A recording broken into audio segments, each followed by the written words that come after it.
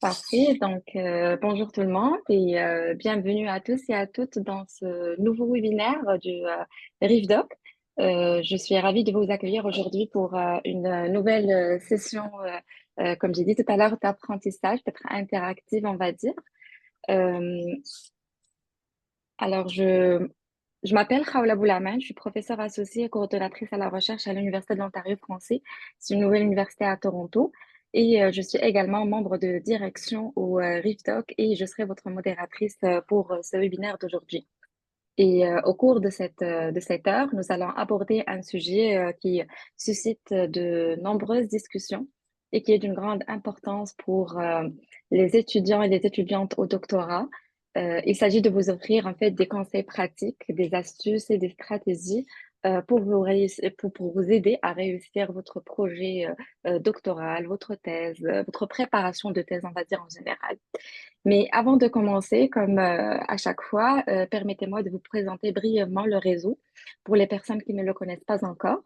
Le RIVDoc, c'est un réseau, le réseau international des femmes doctorantes et docteurs. C'est une organisation à but non lucratif.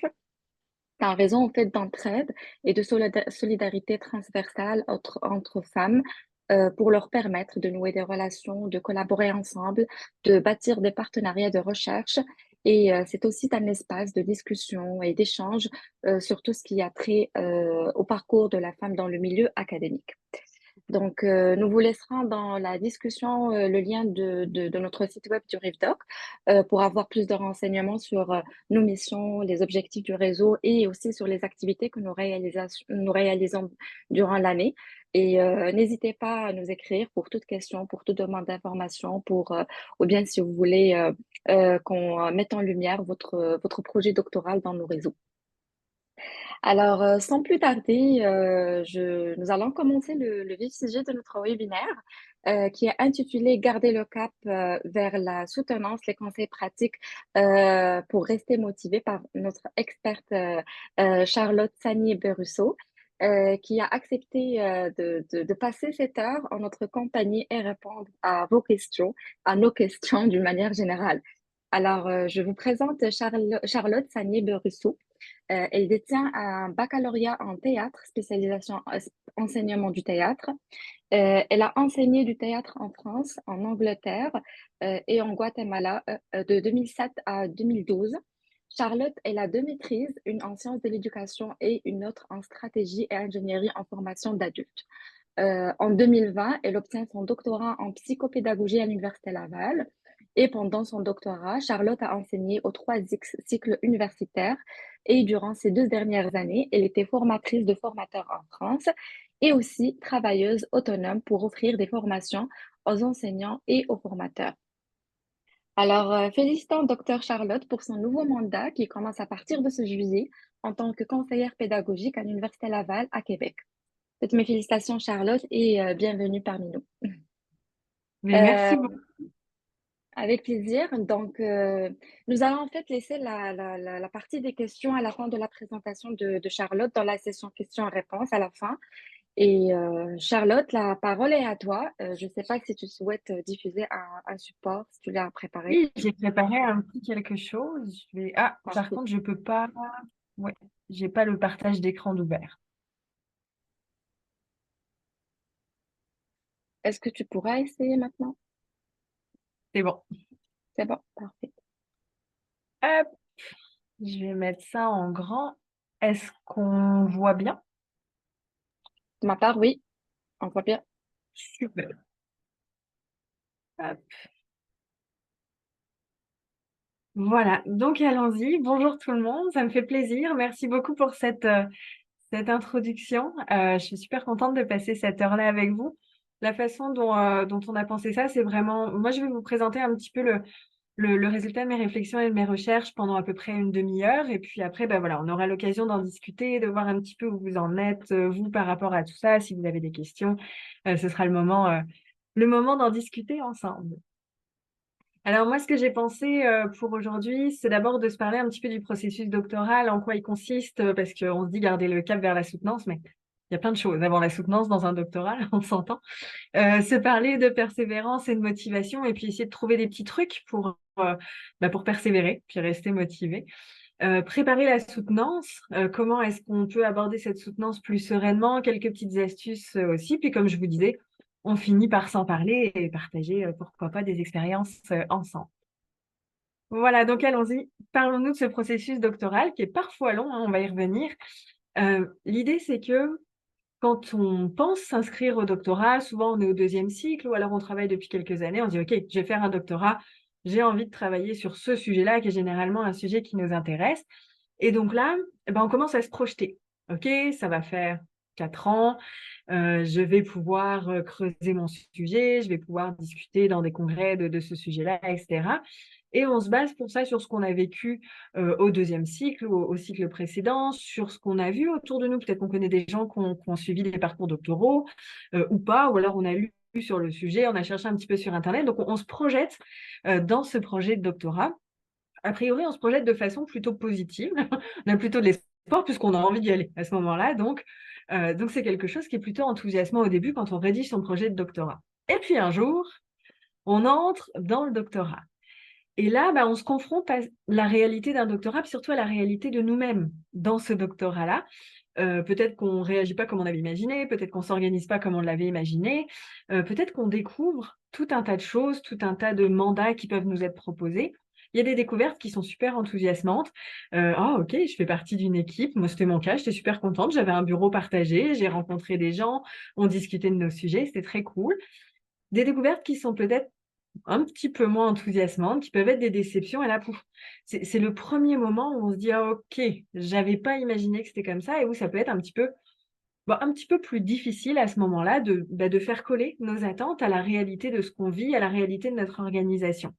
Donc il y a vraiment cette idée de haut bas là, ça fait un petit peu des montagnes russes parfois quand on se confronte à la réalité et puis petit à petit, on prend un rythme. On rentre dans ce doctorat au long cours qui dure, on l'a dit, quelques années.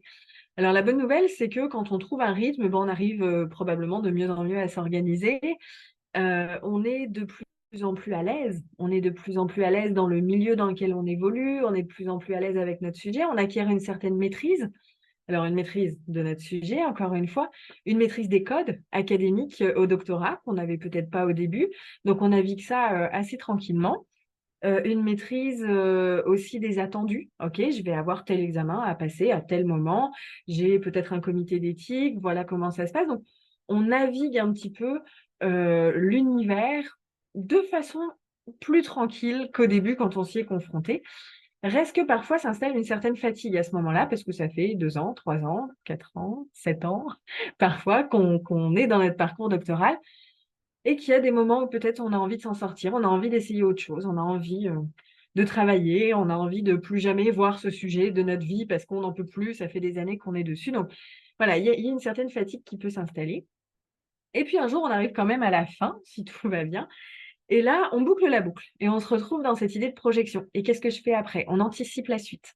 Donc on se retrouve, à la fin d'un cycle, la fermeture d'un chapitre et puis l'ouverture d'un autre qui s'en vient après, qui est pas forcément d'ailleurs celui qu'on avait projeté au début quand on imaginait notre projet de doctorat, mais ça, on s'en reparlera après. Parfois, on a un petit peu de nostalgie, et parfois un petit peu de lassitude. J'ai marqué les 2.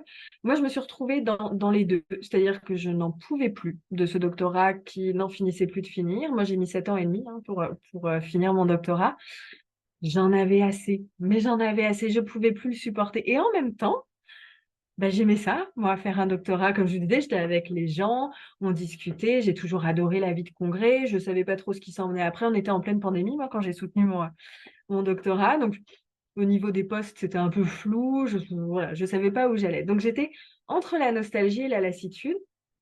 Mais j'avais réussi à passer toutes ces étapes de confrontation, de prise de rythme, de fatigue, de maîtrise de l'environnement. Et j'arrivais à la fin de mon doctorat, je pouvais me projeter sur autre chose.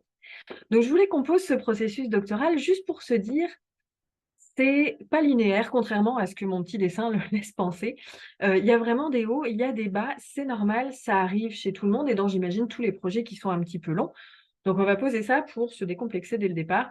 Si vous êtes dans un moment où, c'est moins facile, c'est normal, ça arrive, je pense, à toutes les personnes qui font un doctorat. Mais en tout cas, ça pose la question de la motivation et de la persévérance. Là, comme je vous disais au début, quand il y a des bas, on est nécessairement un petit peu moins motivé. On se pose peut-être la question de cette persévérance au doctorat. Est-ce que je continue? Est-ce que j'arrête là? Si c'est une question que vous vous posez présentement, puis vous pourrez me dire après à quelle étape vous en êtes là dans votre processus. Donc, si vous vous posez cette question, sachez que vous n'êtes pas seul. Il y a 40 à 60% des personnes qui ne terminent pas leur doctorat. Donc, manifestement, il y a beaucoup plus de personnes encore qui se demandent si elles vont finir. Je ne vous dis pas ça pour vous plomber le moral, parce qu'après, on va avoir des astuces, fait que vous inquiétez pas. Mais juste vous dire qu'il y a beaucoup de monde qui se pose la question. Sur ces 40 à 60% de personnes qui ne terminent pas leur doctorat, 40 à 60%, c'est dépendant des sources, dépendant des provinces, dépendant, voilà, mais bon, on s'entend que c'est quand même une proportion. Sachez qu'il y a quand même des sorties de doctorat très positives. Des gens qui trouvent un travail et qui décident de ne pas continuer leur doctorat parce que c'est non pertinent. Il y a des personnes qui font un autre choix, par exemple, une famille qui est plus compatible avec leur doctorat. Enfin voilà, il y a plein de choses qui se passent, mais on sait qu'il y a plein de gens qui se posent la question de la persévérance au doctorat. Et pourquoi est-ce que ces personnes abandonnent? Et c'est à ça qu'on va essayer de trouver une petite solution aujourd'hui, ou en tout cas un début de solution. C'est parce que les études doctorales, parfois, elles apportent de l'anxiété, elles apportent un sentiment de devoir tout faire parfaitement, de devoir faire la meilleure thèse, de devoir faire la meilleure recherche, de devoir tout bien mettre comme ça pour que ça fonctionne bien. Et puis la procrastination, qui est un fléau qui, je crois, ne se limite pas au doctorat, mais qu'on trouve quand même beaucoup aux études supérieures à l'université. Donc voilà, ces trois choses, anxiété, perfectionnisme, procrastination, font qu'on abandonne. D'autant plus qu'un doctorat, en moyenne, je ne sais pas si vous le savez, et ça dépend des disciplines, mais en moyenne, sur l'ensemble des disciplines, ça dure 15,8 trimestres, fait un petit peu plus de 5 ans. Donc, il y a des disciplines où ça tient en 4 ans, il y a des disciplines où ça tient en moins de 4 ans, il y a des parcours doctoraux où ça prend beaucoup plus de temps. Mais voilà, en moyenne, on sait que c'est long, donc c'est une course de fond. Donc, quand on ajoute là-dedans l'anxiété, perfectionnisme et procrastination, ça devient compliqué. Évidemment, ces choses-là se nourrissent d'elles-mêmes. On a envie de faire la meilleure thèse, c'est terriblement angoissant. Ça nous amène à juste éviter de le faire. On s'entend qu'on procrastine pas parce qu'on est paresseux ou paresseuse. On procrastine parce qu'à un moment donné, il y a des enjeux derrière qui font que on n'a plus trop envie de s'y frotter, on n'ose plus, on n'a pas envie de se frotter au fait qu'on n'arrive pas à faire cette thèse parfaite qu'on avait fantasmée, vous vous souvenez, au tout début, là, quand on a imaginé le projet de thèse. Et tout le monde autour de nous a beau nous répéter, oui, mais une bonne thèse est une thèse terminée. Ou une bonne thèse est une thèse déposée. Bah oui, mais dans notre tête, c'est comme, oui, mais moi, je veux que ce soit la meilleure thèse déposée de l'histoire. Ou je veux être la meilleure doctorante de l'univers. Je veux m'assurer de bien faire pour que ma direction de thèse se dise que... Donc tout ça, évidemment, ça se nourrit et ça peut mener à des difficultés de motivation, voire pousser jusqu'à l'abandon. Bon, donc comme je vous disais, l'idée, c'était pas de vous plomber le moral, c'est se dire, OK, maintenant qu'on sait ça et que tout le monde passe par là, qu'est-ce qu'on fait? Donc, quelques petites astuces, je vous les ai divisées en 3 thématiques. La première thématique, c'est la planification, notamment pendant la rédaction de thèse, mais ça vaut pendant toutes les étapes de la thèse. Mais planifier, ça permet de passer à travers petit morceau par petit morceau. Vous savez, cette fameuse image où il y a une énorme marche devant vous et qu'elle est beaucoup trop haute pour la monter, si vous la divisez en petites marches, finalement, vous arrivez à monter sur la grande marche. Comment on fait ça concrètement? Alors, ça paraît contre-intuitif, mais planifiez-vous des pauses. Pourquoi? Parce que ce que nous disent les neurosciences, c'est que votre cerveau, si vous le nourrissez, évidemment, il faut le nourrir un petit peu, fait qu'il faut quand même travailler à un moment donné sur sa thèse, sur sa recherche, sur son analyse, mais si on nourrit son cerveau, à un moment donné, quand on se retire de la tâche et qu'on fait tout à fait autre chose, notre cerveau continue à élaborer des solutions, continue à élaborer des mises en lien, parce que c'est pas parce qu'on n'en a pas conscience que nos neurones, ils arrêtent, je crois, de travailler. Vous savez, c'est cette fameuse idée de OK, il faut que j'achète un cadeau de fête pour ma mère, il faut que j'achète un cadeau de fête pour ma mère, j'ai pas d'idée, OK, c'est pas grave, je vais faire autre chose, je vais aller faire un gâteau de fête. Et tout d'un coup, bim, je sais, c'est ça qu'il faut que je lui achète. Ce qui s'est passé, c'est que le cerveau a travaillé en arrière-plan. Et donc, de la même façon que ça fonctionne pour le cadeau de fête de ma mère, ça fonctionne aussi pour ma thèse. Donc, je travaille sur ma thèse et je m'octroie des pauses régulièrement pour juste laisser mon cerveau travailler sans que j'ai besoin de m'épuiser à chercher des solutions que je ne trouve pas parce que j'ai trop le nez dessus. Évidemment, on ne se parle pas ici de pause de 6 mois. Vous pouvez aussi, mais c'est plus compliqué de revenir. On va s'en parler juste après. Donc, de la même façon que vous octroyez des pauses, essayez de définir des périodes pour la rédaction. Mettez-vous des rendez-vous. Moi, j'avais donné un nom à ma thèse. Elle s'appelait Blaise. Vous n'êtes pas obligé de faire ça, en vrai. Mais moi, je l'avais fait parce que dans mon agenda, j'avais littéralement des rendez-vous avec Blaise. Donc, de la même façon que à 19 heures, j'avais allé boire une bière avec mes amis dans tel café et que clairement, j'allais honorer le rendez-vous bière, et bah, de 9 heures à midi, j'avais une date avec Blaise. Et j'honorais les dates avec Blaise, que je ne laissais pas tout seul. Donc, le fait d'avoir ça dans mon agenda, eh ben, ça me disait, OK, demain, 9 heures midi, tu es sur ta thèse, tu fais rien d'autre. Et donc, je m'y mettais. Parce que si je faisais pas ça, demain, 9 heures, qu'est-ce qui se passe? Vous savez, ce moment où faire la vaisselle ou passer la balayeuse, c'est beaucoup plus cool que de rédiger. Eh ben, c'est ça qui se passe. Donc là, le fait de se faire des dates avec sa thèse, ben, ça permet de s'y mettre, tout simplement, et d'honorer un petit peu ce rendez-vous qu'on a pris avec nous-mêmes et notre recherche. Et puis, ces périodes de rédaction, idéalement, on en fait des plus petites et plus souvent. Il est tentant, puis là, c'est l'approche de l'été, dès que ça s'en vient, OK, l'été, j'ai pas de charge de cours. Allez, pendant 15 jours, je m'isole et je rédige. J'ai pas du tout rédigé cette session parce que j'avais trop d'étudiants, trop de copies à corriger, mais cet été, c'est bon, je le fais. Alors pourquoi pas? C'est mieux que rien, probablement. Mais le problème, c'est que quand vous allez y revenir, bah, votre cerveau, lui, il a tendance à oublier. Ça aussi, c'est une histoire de neurosciences. Il va se dire, OK, si je n'utilise pas certaines informations, ben, les connexions neuronales, je les défais, elles ne me servent à rien. Donc, si vous n'avez pas, pendant un certain temps, travaillé à votre recherche, et ben, quand vous allez vous y remettre, ça va être beaucoup plus difficile. Il va falloir recréer ces connexions neuronales, il va falloir relire ce que vous avez fait. En plus, en général, quand on fait ça, on déteste ce qu'on a fait avant, on se demande qui a écrit ça. Donc voilà, c'est difficile. Il faut s'y remettre, c'est pas agréable. Or, prendre des petites périodes souvent permet de garder le projet en tête et, comme on disait, de laisser travailler son cerveau. Je vais encore prendre mon propre exemple, j'en suis désolée, c'est celui que je connais le mieux. Sur la fin de la rédaction de ma thèse, avant la pandémie en tout cas, je m'étais dit: «OK, je vais tous les jours travailler à ma thèse». Quand je me suis dit comme ça, je me suis dit: «OK, c'est monstrueux, je vais jamais y arriver».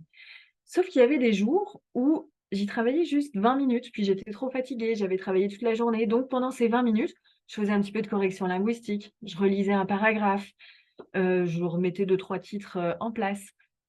Mais ça me permettait de garder ma thèse dans ma tête, dans mon quotidien, d'y revenir, de bien la garder dans mes neurones pour les laisser travailler. Donc tous les jours, un petit morceau comme ça, et puis certains moments où j'avais mes fameuses dates avec ma thèse, où là, j'y travaillais plusieurs heures d'affilée, puis ça avançait, un petit peu plus conséquemment. Mais voilà, essayez de garder plutôt des petites périodes souvent que des grosses périodes tout d'un coup, autant que vous le pouvez. Évidemment, on le sait, on est ici dans un monde idéal, tout le monde a des vies très, très chargées, mais dans un monde idéal, ça ressemblerait à ça.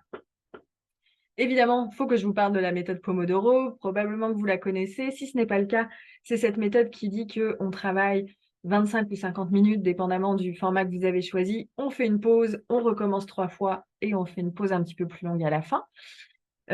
Ici aussi, on est dans de la programmation de cerveau. Oui, on va beaucoup se parler de cerveau. C'est comme bizarre, mais voilà. L'idée, c'est que quand vous dites à votre cerveau, voilà l'objectif du jour, on a 25 minutes pour le faire ou 50 minutes pour le faire, votre cerveau va avoir tendance à plus se conditionner pour réaliser l'objectif dans le temps imparti. L'idée, c'est que quand 25 minutes ou 50 minutes sonnent, vous lâchez tout. Il faut que ça s'arrête au bout des 25 ou 50 minutes. Après, c'est la pause, c'est la vraie pause. Vous êtes immergé, vous avez fait du travail profond pendant la période où vous deviez travailler. Après, on arrête et on avance. Donc, l'idée, c'est de conditionner son cerveau pour être un petit peu plus efficace et avoir des périodes bien circonscrites dans son emploi du temps. Vous pouvez faire ça à plusieurs, on va aussi y revenir. Mais voilà, ça permet d'avancer. L'avantage d'avancer, évidemment, c'est que ça permet de rester motivé. Quand on voit les objectifs qui se font petit à petit, qu'on peut rayer. Moi, j'adore faire ça, des listes, et puis on raye, là. Mon Dieu, que c'est agréable. Et ben, ça permet de rester motivé, ça permet de persévérer un peu plus. Et puis évidemment, si on doit définir des périodes de rédaction plutôt petites et souvent, et utiliser des méthodes Pomodoro, on se fixe des objectifs, idéalement SMART, donc si vous ne connaissez pas, spécifique, mesurable, atteignable, etc. Donc des objectifs qui sont bien pensés pour la période donnée. Et ça permet encore une fois de rayer de son petit calendrier, de sa petite liste, les choses qu'on fait et de rester motivé plutôt qu'à chaque fois, comme on disait, devoir y revenir, ne plus savoir où on en est. Avoir une bonne planification nous permet quand même d'éviter la procrastination. d'éviter l'anxiété qui pourrait venir avec la procrastination et donc d'avancer petit pas par petit pas, de faire des petits pas les uns après les autres. Donc ça, c'est pour planifier. Mais je voulais aussi vous parler d'astuces pour démystifier. Alors la première, je ne sais pas si vous êtes comme moi, c'est sur la direction de thèse. Moi, là, Charlotte, qui arrive au doctorat, je m'imaginais que ma direction de thèse allait être super disponible, probablement un ego trip de ma part, mais genre, évidemment, on va faire plein de choses ensemble tout le temps. Moi, j'avais oublié que la direction de thèse avait d'autres missions dans la vie que d'être ma direction de thèse. Elle enseignait, c'est une personne qui faisait des recherches, qui avait d'autres personnes au doctorat et à la maîtrise. Donc non, en fait, cette personne n'était pas toujours disponible. Et cette personne ne lisait pas dans ma tête non plus. Donc, tous mes besoins bah oui, mais moi, des fois, j'ai besoin que ce soit très clair, j'ai besoin d'un échéancier très clair. Bah forcément, cette personne ne pouvait pas le deviner.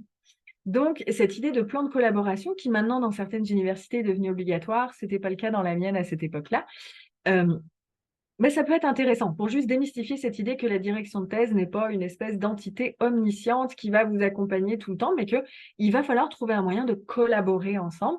Si on le fixe, c'est quand même très rassurant. Ça permet de caler des échéanciers auxquels qu'on peut respecter des deux parts.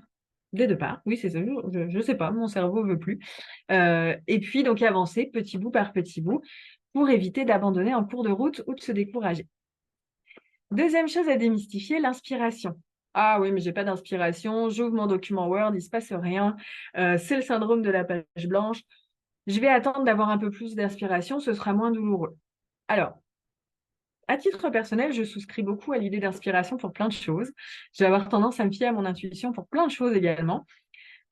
Néanmoins, en ce qui concerne la rédaction scientifique, qui est un exercice particulier, l'analyse de données, qui est un exercice particulier également, ben, je ne suis pas sûre qu'attendre l'inspiration nous permette vraiment d'avancer. Il y a même de fortes chances qu'elle n'arrive jamais, parce qu'au bout d'un moment, on va se retrouver justement à procrastiner. Donc, ça ne veut pas dire que vous n'aurez pas des grands flashs d'inspiration pendant votre parcours doctoral, hein, mais ça veut dire que l'attendre, ben, c'est peut-être pas la meilleure idée. Donc, s'y mettre plutôt un petit peu tous les jours va permettre d'entraîner notre cerveau à petit faire des liens entre les différents concepts, etc. Et ça ne va pas nous venir comme ça d'un seul coup quand on va ouvrir le document Word. Autre danger, attendre l'inspiration, ça pourrait être que l'idée, d'un coup, elle nous vienne alors qu'on est en train de boire la fameuse bière avec nos amis dont je parlais tout à l'heure. Donc oui, on peut avoir un petit calepin pour dire « Ah ok, j'ai cette idée-là ». Mais se baser juste sur l'inspiration, ça me semble un petit peu dangereux si on veut avancer, puis ça peut être très, très démotivant. Mais si vous avez un avis contraire, je serais très curieuse de l'entendre néanmoins, ça m'intéresse beaucoup. Et puis, il y a la question de l'anticipation. Est-ce que c'est utile de tout anticiper, de prendre en compte tous les paramètres? Est-ce que c'est utile de tout absolument circonscrire dans le fameux plan de collaboration, dans notre agenda, etc.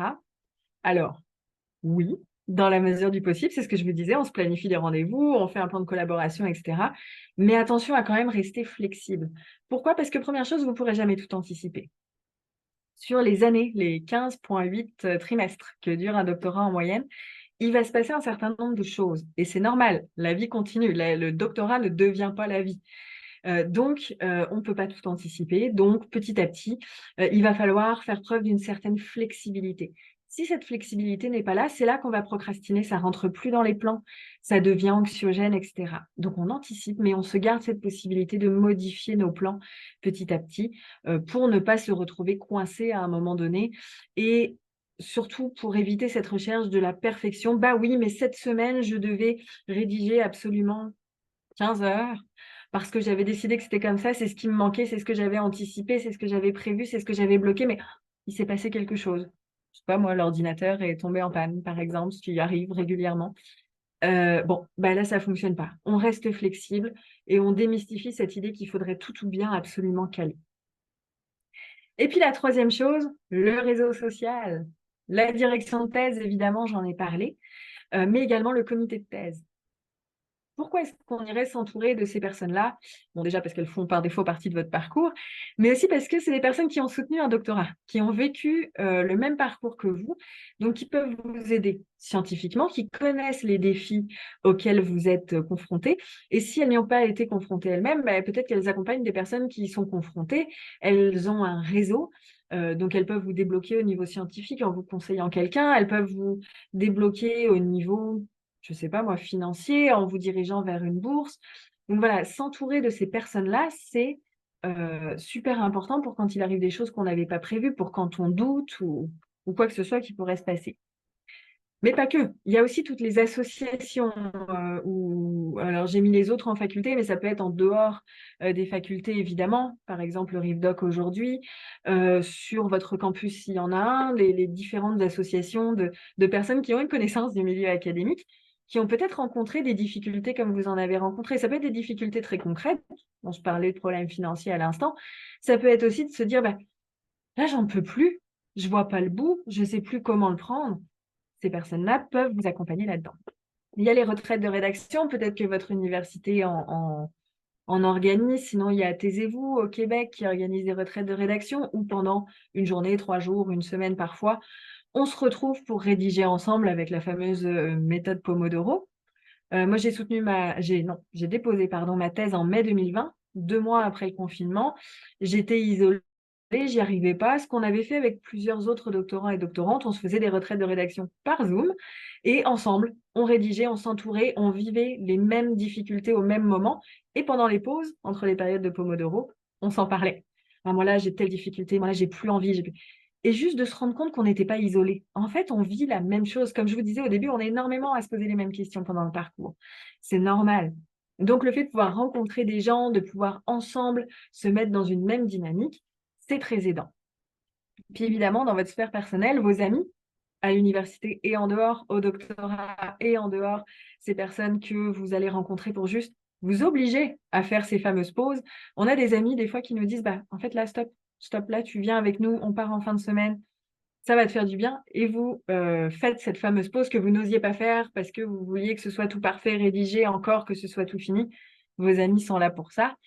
Et évidemment, votre famille, votre conjoint, conjointe, ben, font partie d'un entourage qui peut être aidant, à condition de bien communiquer. Voilà, je vais m'engager dans un doctorat, voilà ce que ça va impliquer. Ou au fil du doctorat, voilà les difficultés que je rencontre, est-ce qu'on peut en parler, essayer de s'arranger ensemble?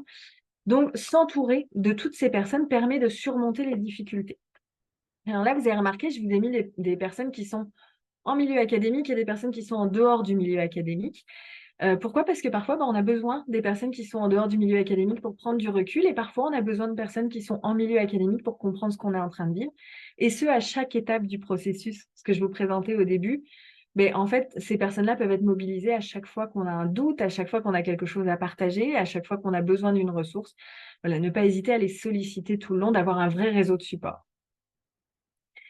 Donc là, normalement, vous avez quelques petites clés qui vous amènent à ce moment-là. Donc, préparer la soutenance. Comment est-ce qu'on va se mettre dans cette idée de soutenance? Quelques petites astuces encore. Et bien, ce fameux réseau de support dont je vous parlais, sollicitez-le. Vous pouvez le solliciter tout le long, comme je vous disais, pour favoriser votre motivation, pour favoriser votre persévérance. Et bien, n'hésitez pas non plus à le solliciter au moment où vous vous préparez à soutenir votre recherche. S'ils sont encore là, c'est qu'ils ont supporté toute la recherche et qu'ils l'ont suivi, c'est que vous avez peut-être partagé les doutes, vous avez partagé les moments joyeux, parce qu'il y en a, on ne parle pas que de moments tristes hein, dans un doctorat. Vous avez découvert quelque chose, waouh, vous l'avez rapporté à votre réseau, on a fêté ça, c'était chouette. Eh bien, n'hésitez pas à le solliciter pour relire votre document dans le milieu académique et en dehors. Parfois, les non-spécialistes, alors que ce soit le texte ou la répétition de la soutenance, vont avoir des questions qui sont pertinentes. N'hésitez pas à les solliciter pour ça. Et puis pour vous conseiller sur, ma foi, à peu près tout, ça va de la tenue que vous allez porter à la soutenance s'il s'agit de votre famille ou de votre conjoint, conjointe, jusqu'à vraiment des points scientifiques, des références bibliographiques. Donc, n'hésitez pas à identifier dans votre réseau de support qui peut vous aider à vous préparer pour ce jour-là, qui est quand même important. On se parle de plusieurs années de travail, donc n'hésitez pas. Et puis, une petite astuce qui n'est pas la plus facile, et je le reconnais, mais je pense que c'est important à un moment donné de se dire, OK, ça fait 15,8 trimestres que je travaille sur quelque chose, j'ai une expertise dans ce domaine-là. C'est pas toujours facile de se donner une tape dans le dos et de se dire: «OK, ça, je sais le faire», mais vous avez des forces. Oui, vous avez aussi des points à améliorer, mais vous avez une maîtrise du sujet qui vous appartient. Vous êtes la seule personne qui connaît à ce point son sujet. Vous êtes la seule personne qui connaît à ce point le processus qui vous a amené à la conclusion que vous allez défendre ce jour-là. Donc, tout au long de votre doctorat, je vous dirais, puis particulièrement dans les derniers 1000, eh ben, n'hésitez pas à vous dire: «OK, ça, je le sais», même si c'est pas simple. Et là, encore une fois, votre réseau de support peut vous être utile. À ton avis, c'est quoi mes forces pour la soutenance?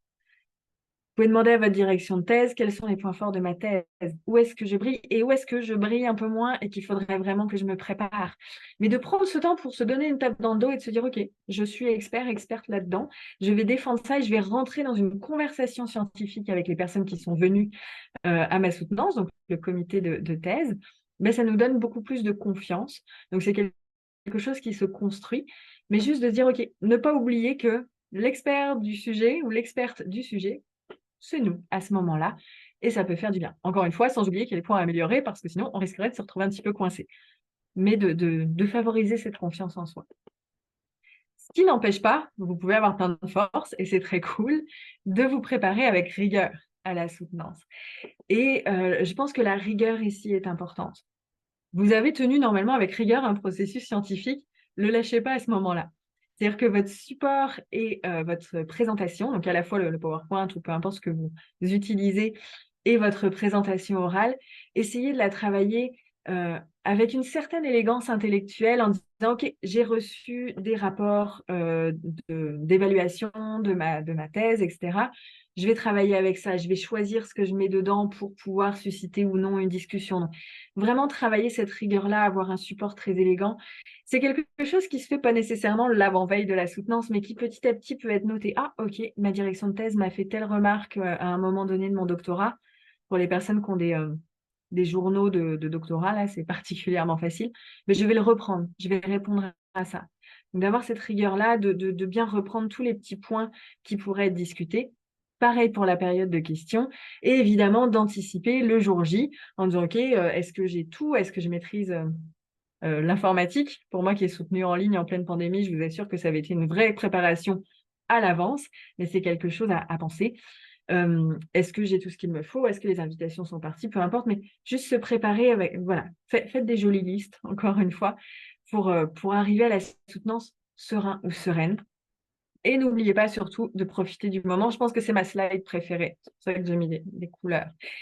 Juste se dire: «OK, c'est l'accomplissement de quelque chose», heu, anticipez-la comme un moment oui, on va vous poser des questions. C'est l'objectif de l'exercice. On est obligé de faire ça. Puis c'est le côté sympa, hein, sinon ce serait un peu moins rigolo. Mais anticipez ça comme un moment à vous. Un moment où vous avez mené un processus, vous avez tenu jusque-là, vous allez présenter vos résultats à des gens qui sont venus pour en discuter avec vous ou à du public qui de toute façon vous est acquis, c'est votre public. Là, vous les aimez, ils vous aiment, donc tout va bien. Mais profitez de ce moment-là et anticipez-le comme un moment joyeux et pas un moment où vous allez être juste mis sur le grill et cuit des 2 côtés, là. C'est vraiment pas l'idée.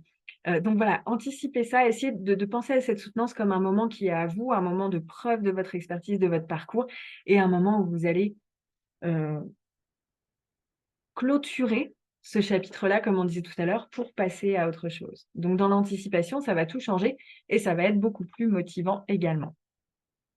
Et puis pour finir, je vous remets la petite slide qu'on avait au début sur ce fameux parcours doctoral et avec cette idée de: «Bon, bah, c'est bien, un jour on va avoir un doctorat et puis quoi? Qu'est-ce qu'il y a derrière?» Comme je vous disais, ça peut tellement changer le projet qu'on a quand on rentre en doctorat et le projet qu'on a en sortant. Ça peut ne pas changer, ça peut être confirmé. Il peut se passer des milliers de choses pendant les années que dure un doctorat, mais je crois qu'une des clés peut-être, pour maintenir, la persévérance, la motivation, l'envie, la joie de faire de la recherche et cetera, jusqu'à ce moment de la soutenance qu'on peut anticiper comme un chouette moment, comme je vous le disais, bah, c'est peut-être de se dire: «Oui, mais pourquoi? Pourquoi je fais ça? Où est-ce que je vais?» Donc c'est cette idée que, au moment du projet de doctorat, pourquoi je fais ça? Est-ce que je fais ça parce que j'ai un projet professionnel? Est-ce que je fais ça parce que j'ai une fascination pour ce sujet-là? Est-ce que je fais ça parce que c'est un défi personnel où je veux me prouver quelque chose dans une discipline que j'aime? Est-ce que je fais ça parce que j'ai envie de faire des congrès puis de communiquer? Je sais pas. Quel est c'est très développement personnel, là, mais quel est votre pourquoi dans le doctorat? Se le noter, même s'il évolue, ça, c'est un facteur de persévérance et de motivation énorme parce qu'on peut y revenir. Quand on n'en peut plus, quand c'est fatigant, quand on est las de faire cette recherche ou quand on est noyé dans les analyses, oui, mais je le fais parce que j'ai tel objectif. Au moment de l'entrée dans le doctorat, on va se rendre compte que c'est confirmé, c'est infirmé.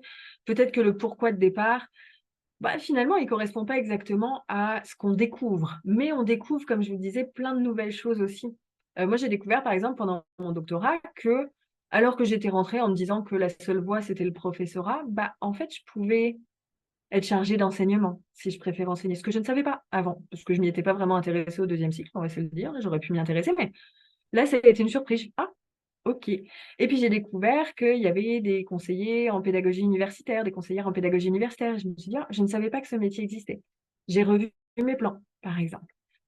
Et petit à petit, tout au long du doctorat, on réajuste, mais on garde ce pourquoi qui va nous permettre à la fin du doctorat, bah, de le mettre en œuvre et dire: «Voilà, moi je soutiens, puis ensuite, voilà vers quoi je m'en vais».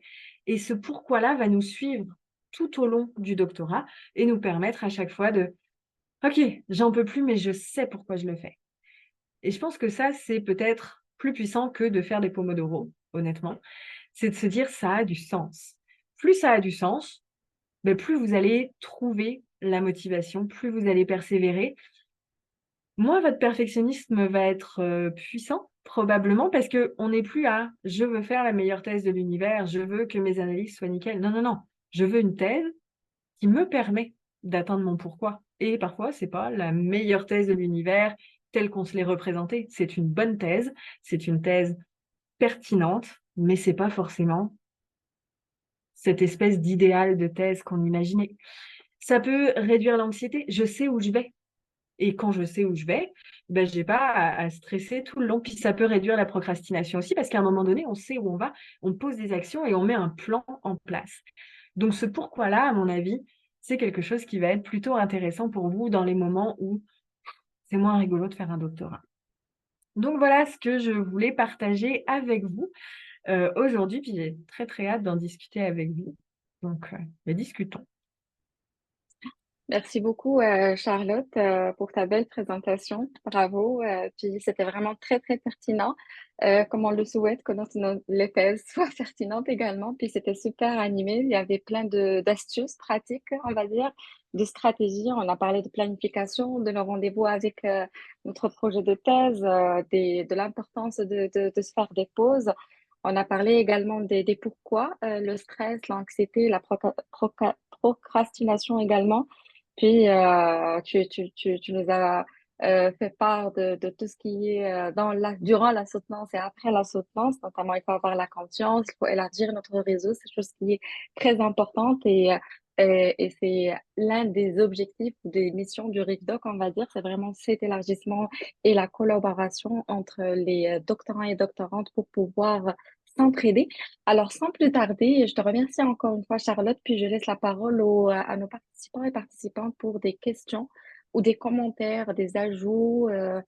N'hésitez pas à nous écrire ou à prendre la parole.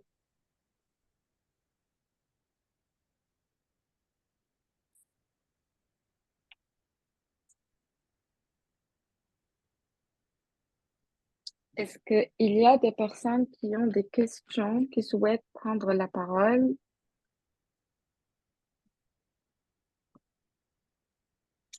Ou Moi, peut-être en tout attendant, simplement, pardon, je me permets de peut-être comme j'ai présenté les différentes étapes, si vous, ça résonne particulièrement, puis vous avez des exemples, on peut aussi enrichir là, la très présentation bien. de ça. Très bien. Alors, on a une main levée de Mouna. La parole est à toi.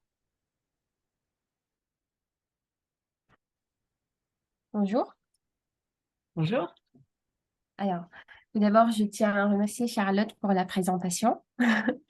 C'était très, très intéressant.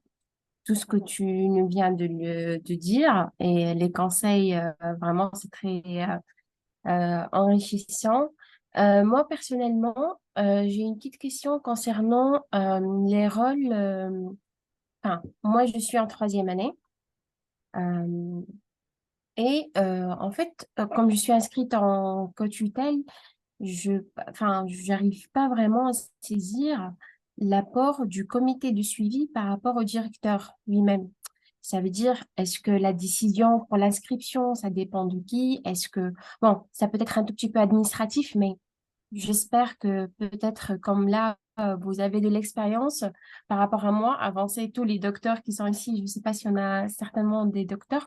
Est-ce que euh, enfin, est-ce que je peux m'appuyer sur l'aide du comité de suivi? Enfin, m'appuyer, enfin, les deux. Il y a le directeur qui est là, qui est en train de faire sa correction, son travail et tout. Mais le comité de suivi, moi, personnellement, je ne vois pas comment je pourrais effectivement créer un lien avec eux ou bien comment je peux profiter de leur présence ou quel est vraiment euh, je sais pas, c'est un peu peut-être une question parce que l'année dernière, enfin, c'était la première fois que je passe, que j'étais convoquée à un entretien avec mon comité de suivi.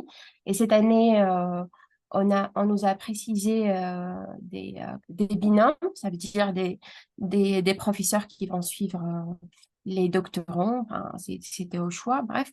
Donc là, excusez-moi si je ne vais pas rendre un tout petit peu la question un peu longue, mais en vrai, quel est l'apport du comité de suivi de thèse et comment je peux effectivement créer un lien avec eux, profiter de leur présence et quelle est la différence par rapport au directeur? Quel est le support qu'ils peuvent nous apporter pour les doctorants? Voilà, merci beaucoup. Super, merci Mouna. Moi, ce que je trouve intéressant dans le comité de suivi, c'est littéralement, il suit la thèse. Donc, ça dépend des modalités. Puis là, il y avait l'idée de la co-tutelle. Donc, ça dépend toujours des modalités des différentes universités, évidemment. Mais il arrive régulièrement, malgré tout, que le comité soit là aux différentes étapes. Quand on a un examen rétrospectif, prospectif, plusieurs examens en cours de route, on retrouve les mêmes personnes, à l'exception peut-être des personnes examinatrices externes qu'on retrouve à la soutenance à la fin. Donc déjà, ils ont une idée de notre processus scientifique et doctoral. Ils nous voient grandir comme scientifiques au fur et à mesure des années. Ils nous voient affirmer certaines positions. Parfois, ils ne sont pas d'accord. On discute avec eux dans ces moments de rencontre quand il y en a.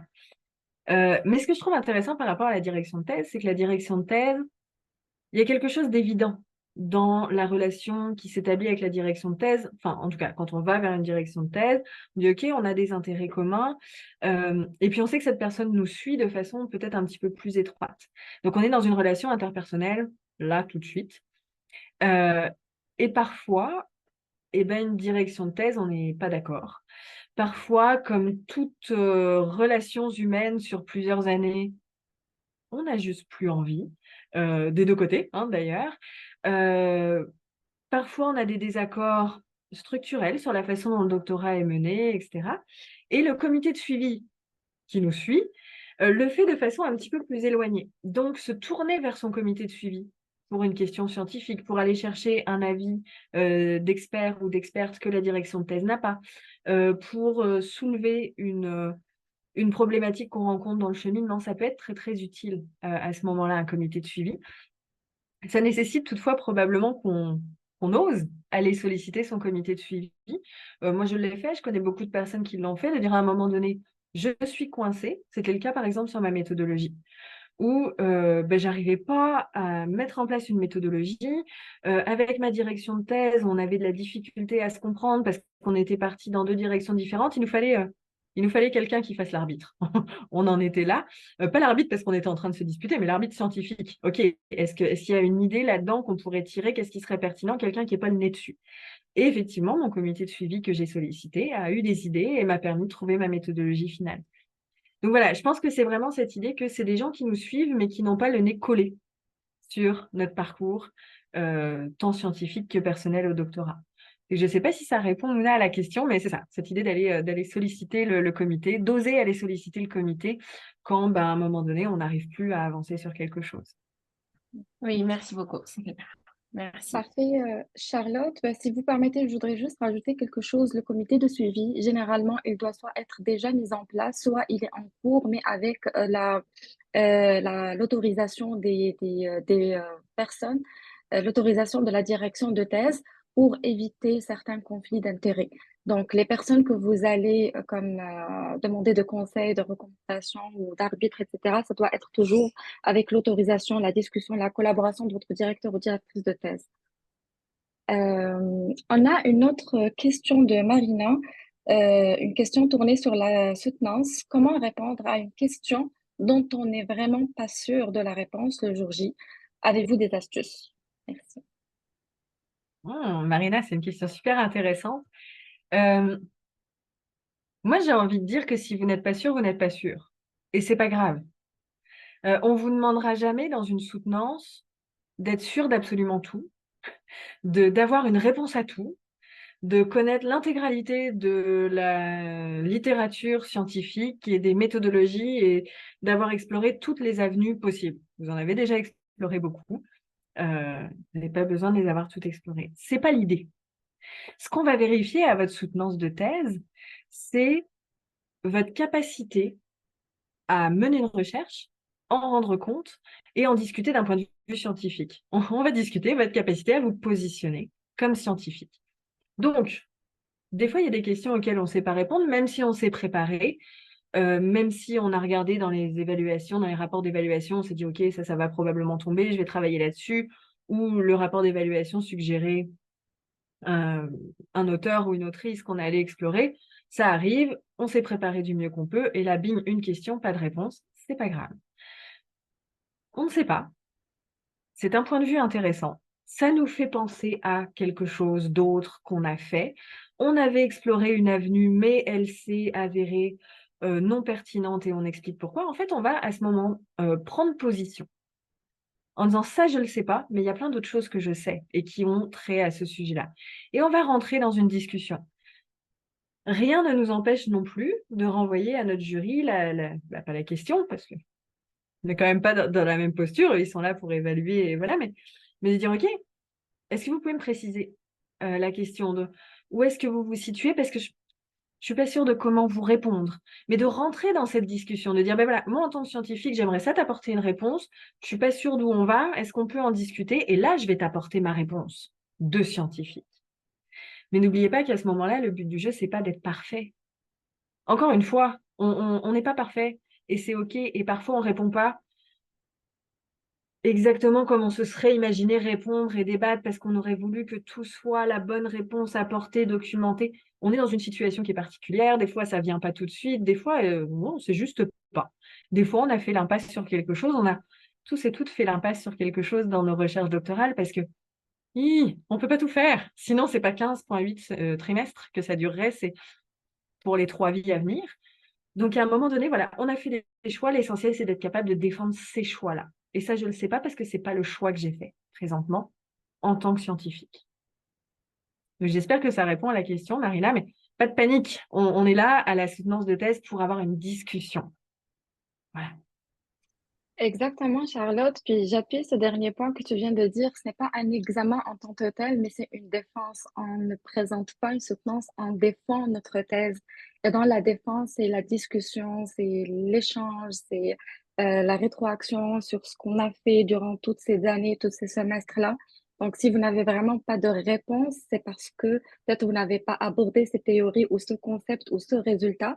Donc, vous pouvez simplement dire peut-être je n'ai pas la réponse exacte, mais je sais que, et tu pourras parler de quelque chose qui complète peut-être ou qui tend vers cette réponse-là ou cette question pour compléter, puis toujours dire peut-être que je vais aller chercher cela, appuyer mes connaissances sur ce domaine-là, puis on pourra en discuter. Parfait. Est-ce qu'il y a d'autres questions? Là, on a Pamela qui dit que ça redonne courage pour surmonter le découragement durant la thèse. Merci, Pamela. Moi, j'avais, Charlotte, une question. Tu avais abordé le plan de collaboration et on sait très bien que dans les universités, il n'y a pas généralement ce plan-là. Puis comme tu as dit, le plan à l'Université Laval, on vient de l'avoir. C'était après qu'on est devenu docteur, toi et moi peut-être. Puis là, c'est très important, je pense. Puis il y a des fois des personnes qui le font d'une manière informelle, on va dire. Selon toi, puis brièvement, si dans les universités, il n'y a pas formellement ce plan de collaboration. Qu'est-ce que il peut faire l'étudiant ou l'étudiante avec son directeur ou directrice de thèse pour comme juste quelques tâches, quelques actions? Qu'est-ce qu'il peut faire entre eux, un plan? Comment est-ce qu'ils peuvent faire ce plan-là? Qu'est-ce qu'ils peuvent comme envisager comme action dans ce plan? Mais moi, je dirais qu'il y a probablement deux parties. Une partie valeurs et besoins et une partie, OK, concrètement, qu'est-ce qu'on en fait? Par exemple, si vous êtes quelqu'un qui a besoin d'échéance, moi, j'ai besoin qu'on me donne une date, sinon, j'avance pas. C'est quelque chose qu'il faut poser à un moment donné. Moi, j'ai besoin que tous les ans, parce que je suis expatriée, il y a une période où je repars et il faut pas de rendez-vous pendant. Voilà. Ça, c'est les valeurs et les besoins qu'on va poser à un moment donné, des deux côtés. Ça peut être aussi la direction de thèse qui dit, regarde, moi, je viens de tel pays, donc je repars tous les ans, donc il y a des moments où je serai pas là. Moi, j'ai besoin de pouvoir me concentrer sur d'autres projets. Enfin voilà, tout le monde va poser ses besoins. Et puis une fois qu'on a posé ses besoins et que tout le monde est bien au courant et qu'on a bien pris connaissance des besoins de l'autre personne et qu'on s'est engagé à les respecter, à trouver un terrain d'entente, là on va dire, OK, concrètement, qu'est-ce que ça veut dire? Ça veut dire, par exemple, voilà l'échéancier qu'on retient. Ça veut dire quelles sont les modalités de réponse au courriel. Je m'engage à répondre dans un délai de une semaine. C'est à vous de voir en fonction des besoins exprimés précédemment. Ça va être les rétroactions. Moi, j'ai besoin de rétroactions petit à petit. Ou moi, j'ai besoin de t'envoyer un chapitre et tu me retournes le chapitre. Moi, j'ai besoin de rendez-vous mensuels. J'ai besoin de rendez-vous trimestriels. Enfin, voilà.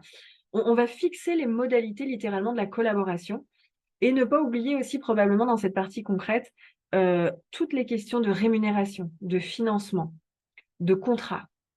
De dire, OK, parce que parfois votre direction de thèse, elle peut vous proposer des contrats d'auxiliaire de recherche, d'enseignement, vous accompagner sur des demandes de bourse, vous accompagner sur des publications. Donc de dire au début, voilà, moi pendant ma thèse, j'aimerais publier, j'aimerais faire une demande de bourse. Est-ce que tu peux m'accompagner là-dessus? Oui, non. Selon quelle modalité? Est-ce qu'il y a possibilité de faire des projets ensemble de recherche, etc. Donc on pose tout ça au début, au début. Mais, parce que c'est un petit peu long cette affaire-là, on revoit le plan de collaboration au fur et à mesure. Alors voilà, la dernière année, ça s'est passé comme ça, on a respecté le plan de collaboration, mais moi, j'étais pas très à l'aise avec le rendez-vous mensuel qu'on s'est fixé parce que j'avais pas le temps d'avancer suffisamment. Est-ce qu'on pourrait revoir notre plan de collaboration en se disant que l'année prochaine, on essaie une fois tous les 2 mois, par exemple, et on repose les choses. En fait, l'idée, c'est qu'au fur et à mesure, on a une sorte de guide qui nous permet de nous entendre sur les modalités, qu'il n'y ait pas de frustration, qu'il n'y ait pas d'incompréhension. Bah, j'ai envoyé un chapitre et puis ça fait 2 mois et puis il m'a pas répondu. Bah oui, mais si on avait posé les choses au départ, on saurait qu'à ce moment-là, la personne est en congrès. On saurait qu'à ce moment-là, la personne avait besoin d'un peu plus de 2 mois pour lire un chapitre méthodologique, parce que c'était pas une méthodologie avec laquelle la personne était à l'aise, par exemple, donc ça lui prend plus de temps. Donc on pose au départ et on revoit. Et ça évite beaucoup de conflits. Très bien. Donc, dès le départ, il faut quand même mettre avec le directeur ou la directrice de thèse certains points qu'on va comme respecter ensemble. Excellent. Merci, Charlotte. On a une Complètement, parce question qu'on de... ne se connaît pas. Oui, tout à fait. Tout à Ah, fait. pardon. Ben, c'est Je disais, on ne se connaît pas au début, donc on fait connaissance. c'est vrai. Tout à fait. Effectivement. Puis faire le suivi de ces points-là, comme tu l'as bien dit. Oui. On a une question de Koala Adama, une question qui touche plus la santé mentale ici. Quelle stratégie faut-il adopter pour se tirer d'affaire lorsque vers la fin de la rédaction, on tombe malade et les soins médicaux n'arrivent plus à nous guérir et nous relancer dans le processus? La personne, elle, Koala, précise qu'il n'a pas respecté les pauses alors, je précise que je n'ai pas respecté les pauses car je voulais finir vite. Conséquence, je suis malade et je n'arrive pas à me remettre rapidement sur pied pour me relancer. Alors pour moi, la stratégie à adopter, je ne m'avancerai pas sur les questions médicales. c'est loin de ma compétence. Néanmoins, la stratégie à adopter, c'est de tenir au courant les personnes concernées, la direction de thèse, les ressources à l'intérieur des universités, des centres d'aide, voilà, des accommodements universitaires qui peuvent être faits dépendamment des pathologies, des difficultés qu'on rencontre, mais ne pas rester seul avec ça. Ce qui est fait n'est plus à refaire. Donc, si à un moment donné, on se dit, OK, j'aurais peut-être dû respecter des pauses, etc., on ne peut plus le changer. La situation étant ce qu'elle est, quelles sont les ressources qui peuvent nous aider? Et je pense que c'est à partir de là qu'on part, avec des personnes qui vont examiner notre situation particulière. Et on va mettre en place des choses, notamment, on va revoir le fameux plan de collaboration dont on parlait à l'instant. Il y a des choses qu'on peut faire, qu'on ne peut plus faire, qu'on pourra peut-être refaire et on verra en temps et en heure. L'idée, c'est d'essayer de trouver le point de confort pour soi et pour les personnes qui nous accompagnent pour essayer d'arriver au bout si c'est toujours notre souhait. Mais je pense que dans ce cas-là, voilà, il faut travailler en équipe et en collaboration pour arriver au bout. Mais encore une fois, ça dépend probablement des cas particuliers. Et je ne m'avancerai pas là-dessus parce que ça dépasse grandement mon champ de compétences. Parfait, merci beaucoup Charlotte. On a une autre question.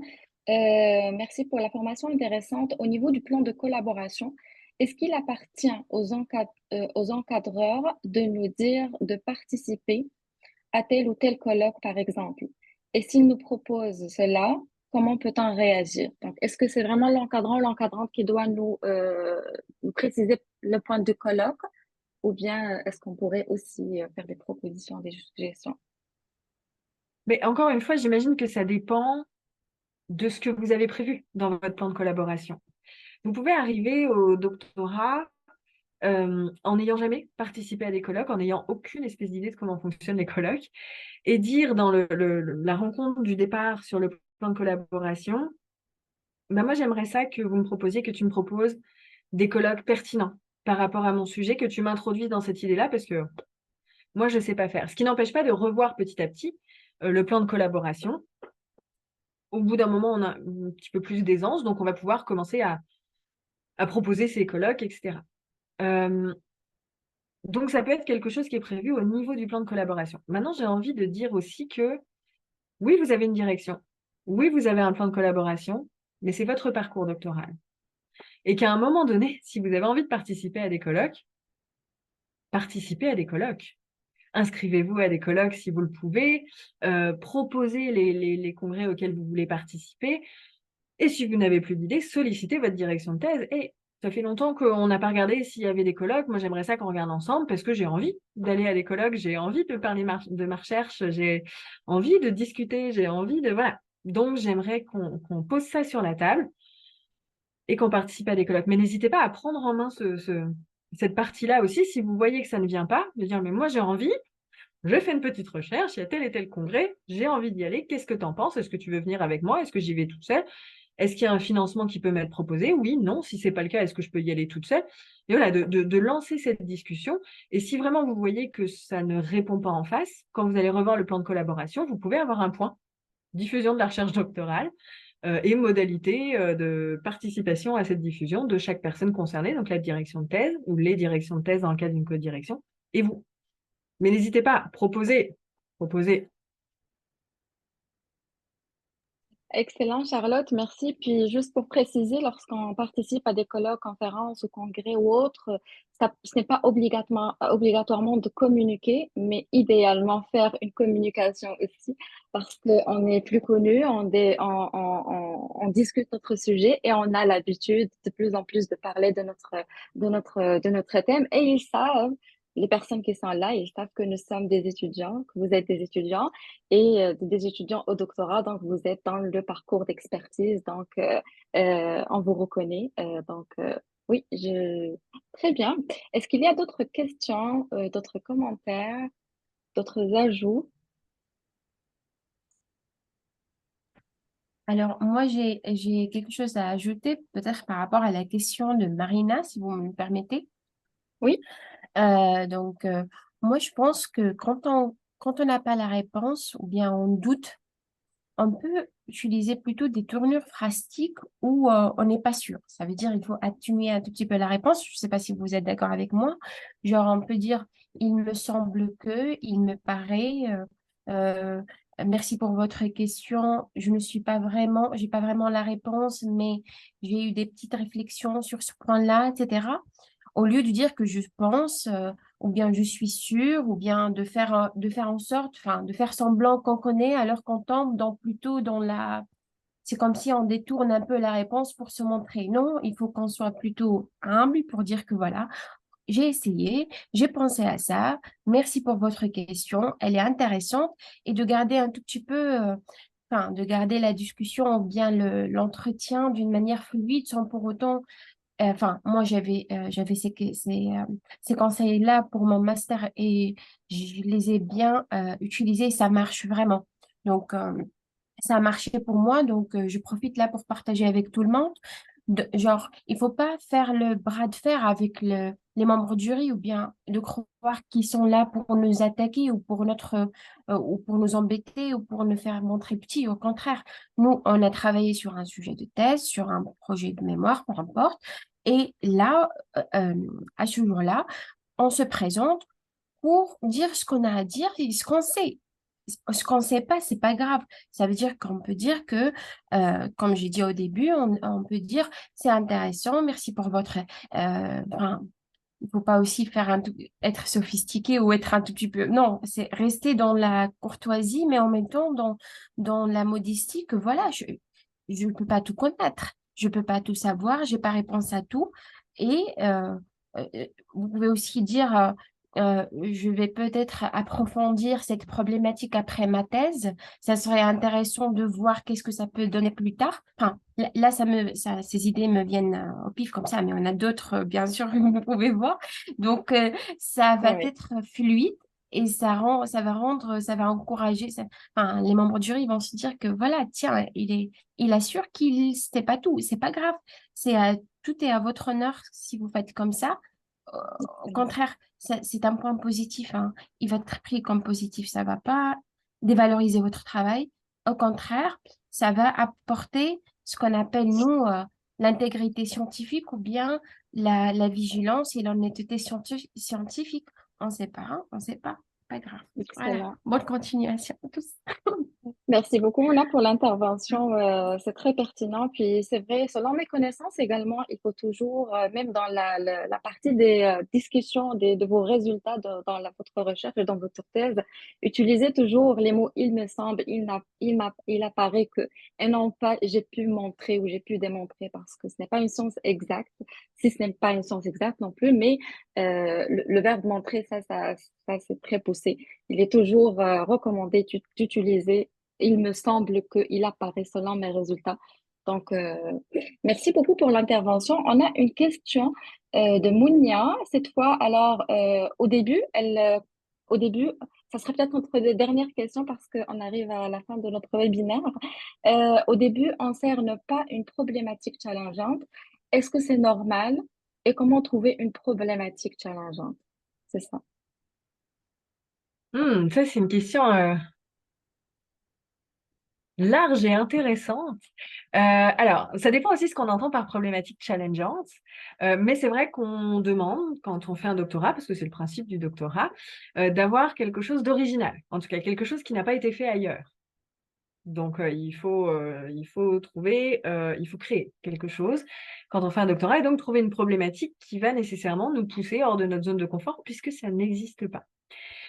Mais c'est probablement normal au début de ne pas arriver à cerner très exactement cette petite chose qui va nous emmener plus loin parce que on débute. Donc on a une idée de sujet en tête, on n'a pas encore beaucoup lu, on a lu pour proposer le sujet de thèse, peut-être qu'avant on a fait des études de deuxième cycle dans cette veine-là, mais on n'a pas encore consacré tout ce temps qu'on va consacrer au doctorat à se renseigner sur le sujet, à creuser, à explorer des avenues, etc. Donc je dirais que c'est normal. Au début, on a une thématique, quelques petites questions dans cette thématique qui vont nous lancer sur quelque chose.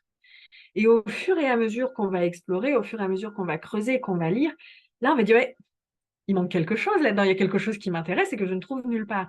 C'est ça que je veux travailler. Et là, on va construire la problématique qui va devenir celle avec laquelle on va travailler après pour la fin de notre doctorat. Mais c'est normal de ne pas l'avoir au début, parce qu'on n'en est pas là. Parce que aussi, au début, on a peut-être un petit peu de difficulté à imaginer tout ce que va impliquer le parcours doctoral. On découvre, voilà, il y a encore plein de choses à inventer, des méthodologies qu'on n'imagine pas, on ne savait même pas qu'elles existaient, des choses où on ne pensait pas que c'était possible. On va rencontrer des gens au fur et à mesure qui vont nous lancer sur une question qu'on n'avait pas imaginée. Oh, on va l'intégrer à notre réflexion et dire, bah oui, mais c'est ça, en fait. Ben oui. Et donc, on va modifier notre problématique. Donc, au début, c'est normal. Et d'ailleurs, je pense, sans trop m'avancer, peut-être que quelqu'un me contredira ici, mais que toutes les personnes qui ont terminé leur doctorat et qui reviennent sur le projet de thèse qu'elles ont proposé au début, disent, mais c'est pas la même chose. Bon, généralement, il y a quand même 2-3 points communs en termes de thématiques, etc., parce qu'on garde des intérêts quand même. On ne change pas du tout au tout pendant un doctorat. Mais on se dit, mais mon Dieu, que c'était lacunaire et que ça, enfin, on n'y était pas du tout.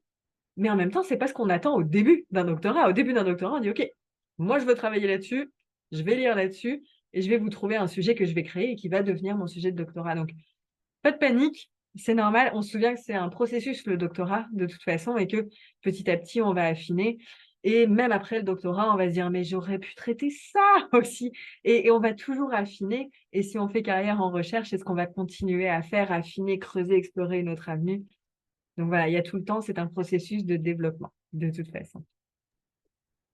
Merci beaucoup, Charlotte. Puis on parle de ça, puis on parle aussi de passion. Alors, il faut vouloir cette problématique, être passionné par et intéressé par la thématique parce que vous allez l'aborder hein, pendant des années. Donc, vous devez vraiment aimer ce sujet-là pour bien le défendre et trouver vraiment le problème pour répondre à ça, pour trouver des solutions.